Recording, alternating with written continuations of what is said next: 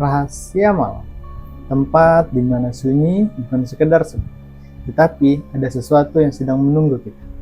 Matikan lampu, tenangkan nafas karena cerita akan dimulai. Hai semuanya, selamat malam. Baik lagi nih bareng aku di segmen cerita misteri yang diambil dari sudut-sudut gelap di kehidupan nyata. Pernah nggak sih kalian itu ngerasa ada yang nggak beres di dalam kos kita sendiri gitu kan? Yang dimana tiba-tiba suhu udara jadi dingin, padahal kan AC mati, atau suara detak jam dinding yang terdengar jauh lebih keras dari biasanya. Itu kayak seolah-olah suasana itu sengaja diheningkan agar kalian bisa mendengar sesuatu yang lain. Mungkin kalian sering mikir kan kayak, jangan-jangan ada sesuatu yang lagi ngintip nih dari balik lemari saat mungkin kita lagi asik scroll TikTok tengah malam, ya kan? Tapi kali ini saya nggak akan bahas teori konspirasi, karena cerita yang akan saya bawa pada malam hari ini adalah kisah dari seorang mahasiswi bernama Maya yang sampai saat ini masih trauma berat karena kejadian tersebut. Nah, semuanya itu bermula pada awal Oktober tahun 2025 di sebuah pasar thrift pinggir jalan kawasan Pador, yaitu perbatasan Solo dan Karanganyar.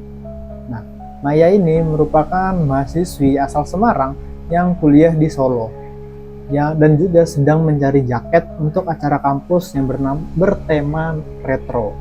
Nah, dan pada saat dia mencari jaket tersebut, dia tiba di ujung pasar yang mulai sepi. Dia menemukan sebuah lapak tua dengan gantungan baju yang sudah berdebu. Dan di sana terdapat sebuah jaket vintage berwarna hijau army yang sangat keren. Dan di situ dia melihat harganya cuma Rp50.000. Dengan sebagai anak kos dengan dompet yang lagi tipis nih, Maya menganggap ini sebuah keuntungan besar nih kan, keberuntungan, tanpa menyadari bahwa harga murah itu dibayar dengan sesuatu yang jauh lebih mahal dari sekadar uang.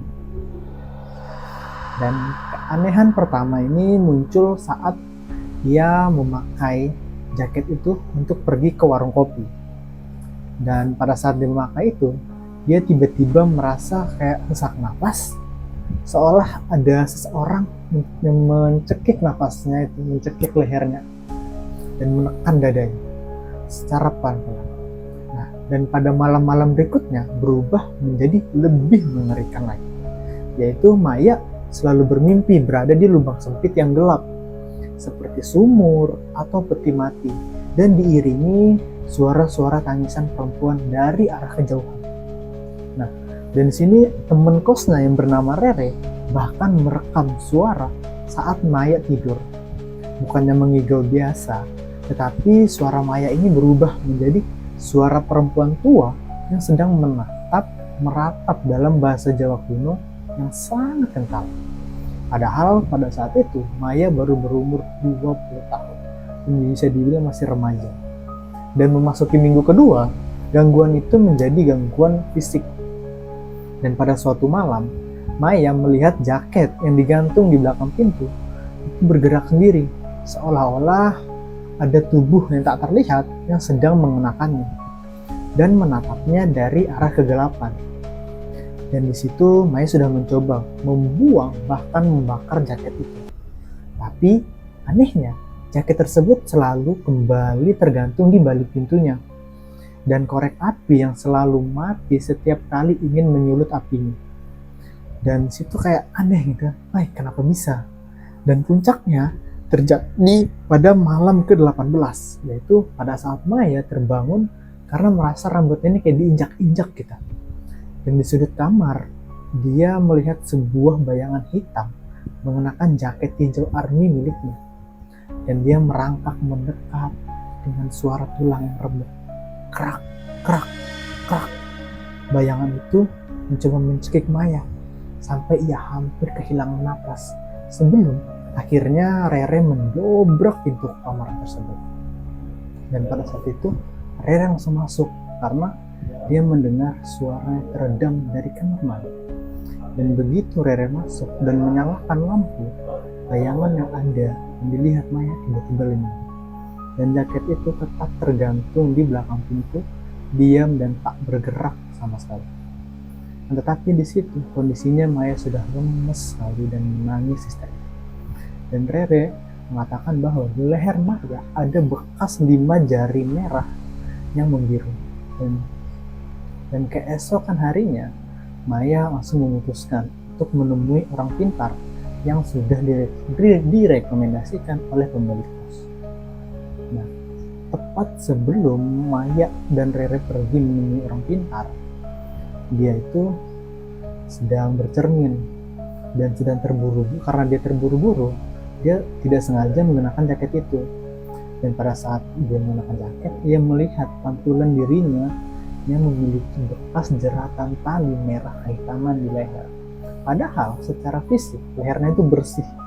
Dan pada saat itu juga kerah jaket yang ia pakai mengencang sendiri secara brutal, seolah-olah jaket hidup dan ingin menggantungnya di sana juga. Dan di situ Maya tersungkur, berjuang mencari oksigen sampai Rere kembali. Dan di leher Maya, bekas jeratan itu kini benar-benar nyata dan membiru. Dan pada saat dia sudah membawa jaket itu ke orang pintar di pinggiran sungai Bengawan Solo, dan di situ baru terungkap bahwa ada sejarah kelam mengenai jaket itu. Dan jaket itu ternyata milik seorang buruh pabrik bernama Sri yang gantung diri pada tahun 1998 karena dia sangat depresi berat. Sri mengenakan jaket favoritnya ini, dan arwahnya itu terjebak, dan setiap pemilik baru jaket ini akan dipaksakan merasakan sensasi kematian seperti sesak, gelap, dan tercekik. Namun kejutan terakhir muncul saat jaket itu akan dibakar. Di dalam saku rahasia yang tak pernah diketahui Maya, di dalam jaket itu, di situ ditemukan terdapat sebuah foto lama yang sudah hangus pinggirannya. Wajah di foto itu ternyata adalah Sri, dan wajahnya sama persis dengan Maya. Dari tahi lalat hingga bentuk matanya, mereka seperti saudara kembar yang terpisah oleh zaman.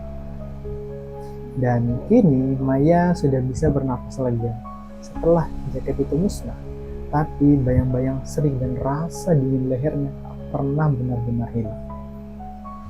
Jadi, buat kalian yang suka thrifting atau beli barang bekas dengan harga yang gak masuk akal, berhati-hatilah, karena kita kan gak pernah tahu cerita apa yang masih menempel di serat kain tersebut. Terima kasih sudah menyimak cerita pada malam ini. Kalau kalian punya pengalaman horor yang serupa atau bahkan lebih menyeramkan dari pengalaman Maya, jangan ragu untuk berbagi di kolom komentar atau bisa email ke anggota kami. Dan jangan lupa untuk share, like, dan juga subscribe agar kalian gak ketinggalan cerita-cerita misteri lain. Dan juga satu peringatan untuk kalian semua, jika malam ini merasa suhu kamar tiba-tiba turun atau mencium bau apa yang asing di dekat gantungan baju, atau dimanapun itu di sudut kamar atau di mana, jangan, tetap tenang, jangan perhatikan gerakan di sudut mata kalian, dan jangan pernah mencoba memakainya dalam-dalam, karena mungkin saja pemilik kamar sedang menunggu giliran untuk kembali. Terima kasih sudah nonton, selamat malam, happy enjoy, bye.